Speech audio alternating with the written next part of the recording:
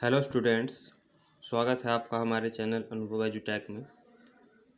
Students, पिछले video में हमने कुछ फिज़िकल क्वांटिटीज़ जैसे कि लेंथ की यूनिट्स को डिस्कस किया था। आज हम कुछ और फिज़िकल क्वांटिटीज़ की यूनिट्स को अच्छी तरीके से समझेंगे।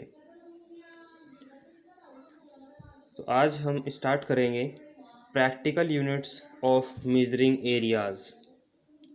देखिए, एरियाज़ को मेज़र करने के लिए अलग अलग यूनिट्स यूज़ की जाती हैं। तो इनमें सबसे पहले आती है बर्न। जो स्मॉल एरियाज़ हैं उनको मेज़र करने के लिए जिस यूनिट का यूज़ किया जाता है वो बर्न है। जैसे कि न्यूक्लियर क्रॉस सेक्शंस जो हैं उनको मेज़र करने के लिए उनके एरिया को बर्न का यूज़ किया जाता है। तो 1 बर्न इज इक्वल टू होता है 10⁻⁻28 मीटर स्क्वायर। उसके बाद नेक्स्ट है हेक्टेयर। ये आपने बहुत बार सुना होगा, मैथमेटिक्स में भी इसका यूज़ आया होगा, जहाँ हमें हेक्टेयर को मीटर स्क्वायर में कन्वर्ट करना होता है, या फिर वो हेक्टेयर में एरिया की वैल्यू दे देता है और मीटर स्क्वायर में आंसर पूछ लेता है। तो इस तरीके से हो सकता है कि फिजिक्स के न्यूमेरिकल्स में भी इसका यूज हो जाए। तो लार्ज एरियाज़ को मेज़र करने के लिए हेक्टेयर का यूज़ किया जाता है। 1 हेक्टेयर इज इक्वल टू होता है 10⁴ मीटर स्क्वायर। नेक्स्ट होता है एकड़। ये आपने हिंदी में एकड़ भी सुना होगा। तो ये भी लार्ज एरियाज़ को ही मेज़र करने के लिए एरिया की यूनिट होती है। 1 एकड़ इज इक्वल टू होता है 4047 मीटर स्क्वायर। तो ये एरियाज़ की कुछ इम्पोर्टेंट ऐसा यूनिट थी। अब हम मास की जो लार्ज एसआई यूनिट्स है, practical units of measuring large मास, उनको भी समझ लेते हैं। तो इनमें फर्स्ट है 1 मीट्रिक टन, या जिसको सिंपली हम टन बोल देते हैं, वो इक्वल टू होता है 1000 किलोग्राम। नेक्स्ट है 1 क्विंटल, ये होता है 100 किलोग्राम के इक्वल। नेक्स्ट है 1 स्लग, ये होता है 14.57 किलोग्राम। तो बस बेसिकली हमें यही ध्यान रखना है इसमें। नेक्स्ट है 1 पाउंड। 1 पाउंड होता है 0.4536 किलोग्राम। 1 CSL, ये CSL क्या है? ये होती है चंद्रशेखर लिमिट। ओके, तो ये बहुत लार्ज मास को जो है मेज़र करने के लिए इस यूनिट का यूज़ किया जाता है। ये होता है 1.4 times the mass of the sun. अब हम स्मॉल मासेस को मेज़र करने के लिए जो यूनिट्स का यूज़ किया जाता है उनको भी समझते हैं। तो एटॉमिक मास यूनिट, जिसको AMU या सिंपली U से डिनोट करते हैं, ये डिफाइन कैसे कर सकते हैं? It is the defined as the 1/12 mass of 1 carbon atom. Okay, 1 carbon atom का जो 1/12 मास है उसको ही हम बोलते हैं एटॉमिक मास यूनिट। इसकी वैल्यू क्या होती है, या इसको किलोग्राम में कैसे कन्वर्ट कर सकते हैं? 1 एटॉमिक मास यूनिट या 1 AMU इज इक्वल टू, इसको हम 1U भी लिख देते हैं। बुक्स में कई बार 1U या 1 AMU हमको लिखा हुआ मिलता है। तो ये इक्वल टू होता है 1.66 मल्टीप्लाई 10⁻27 किलोग्राम। इसके अलावा ये बेसिकली आप जानते ही होंगे कि 1 gram is equal to 10⁻³ kilogram. तो 1 milligram is equal to 10⁻6 kilogram. इसके अलावा और भी कुछ बेसिक यूनिट्स होती हैं स्मॉल मास को मेज़र करने के लिए।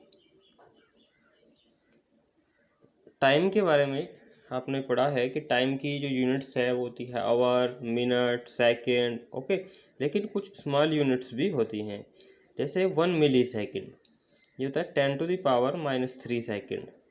1 micro second is equal to 10⁻⁻6 second. इनको आपको ध्यान रखना होगा ताकि न्यूमेरिकल्स में या जो भी फिजिक्स से रिलेटेड प्रॉब्लम्स हो उनको सोल्व करने में ये हेल्पफुल रह सके। 1 नैनो सेकेंड, जिसको NS से डिनोट किया है, इज इक्वल टू होता है 10⁻⁻9 सेकेंड।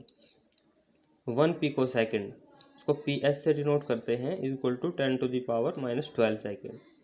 ये 1 सेक, ये सबसे छोटी यूनिट होती है टाइम की, ये होता है 10⁻⁻8 सेकेंड। ठीक है, वैसे तो ये सभी स्मॉल यूनिट ही है टाइम की। इसके अलावा कुछ इम्पोर्टेंट डेफिनेशंस को भी समझ लेते हैं। तो फर्स्ट है सोलर डे। सोलर डे क्या होता है? It is the time taken by the earth to complete one rotation about its own axis. देखिए आप रोटेशन और रिवॉल्यूशन में तो अंतर जानते ही होंगे। जब कोई ऑब्जेक्ट अपने एक्सिस, जिसको हम बोलते हैं रोटेशन, एक्सिस ऑफ रोटेशन के अराउंड मोशन करती है तो उसको हम बोलते हैं रोटेशन। तो it is the time taken by the earth to complete one rotation about its own axis with respect to the sun. Sun के रेस्पेक्ट में जब अर्थ अपनी एक्सिस के अराउंड रोटेशन करती है तो उस रोटेशन को करने में जो टाइम लगता है उसको हम बोलते हैं सोलर डे। नेक्स्ट है सैड्रियल डे। देखिए सैड्रियल डे क्या होता है, अर्थ द्वारा लिया हुआ वो time to complete one rotation about its own axis with respect to a distance star. देखिए ध्यान रखिए, अब की बार ऐसा नहीं बोला विद रेस्पेक्ट द सन, एक डिस्टेंस स्टार। डिस्टेंस स्टार बहुत सारे हैं, जैसे कि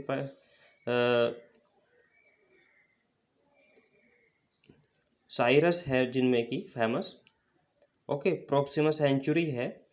तो अगर उनके रेस्पेक्ट में अर्थ अपनी एक्सिस के अराउंड एक कंप्लीट रोटेशन करने में जो टाइम लेती है उसको हम बोलते हैं सैड्रियल डे।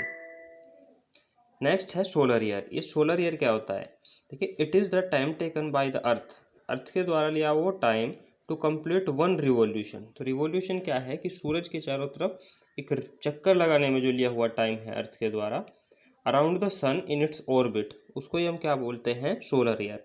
सोलर ईयर की जो नॉर्मल वैल्यू है वो है 365.25 एवरेज सोलर डेज। नेक्स्ट है ट्रॉपिकल ईयर।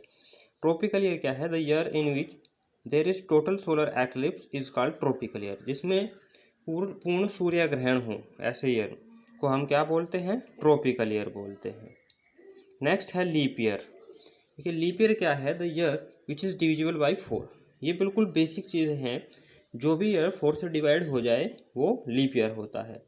जिनमें फरवरी के मंथ में 29 डेज आए जिस ईयर में, उसको क्या बोलते हैं, लीप ईयर। क्लियर है यहाँ तक? अगर कोई आपका डाउट हो वीडियो से रिलेटेड तो आप कमेंट बॉक्स में लिख सकते हैं। अगर आपको वीडियो पसंद आए तो लाइक, शेयर और चैनल को सब्सक्राइब करना मत भूलिएगा।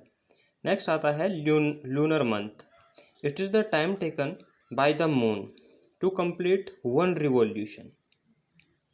मून के थ्रू वन रिवॉल्यूशन को कंप्लीट करने में अराउंड द अर्थ, पृथ्वी के चारों ओर, तो वन रिवॉल्यूशन को कंप्लीट करने में जो टाइम लगता है उसको हम क्या बोलते हैं, लूनर मंथ। लेकिन अब किसके रेस्पेक्ट में यहाँ पे रिवॉल्यूशन कर रहा है मून, अर्थ के रेस्पेक्ट में।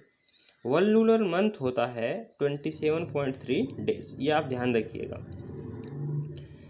लास्ट है सेक। सेक क्या होता है, स्मॉलेस्ट प्रैक्टिकल यूनिट होती है टाइम की, जो कि 10⁻⁻8 सेकेंड के इक्वल होती है। तो ये कुछ इम्पोर्टेंट फिजिकल क्वांटिटीज से रिलेटेड यूनिट्स को हमने समझा। आशा करता हूँ कि आप सभी को अच्छे से समझ आया होगा। तो आज की वीडियो को हम यहीं तक रखेंगे। नेक्स्ट वीडियो में हम डायमेंशनल एनालिसिस से रिलेटेड कुछ टॉपिक्स को डिस्कस करेंगे। Thank you very much.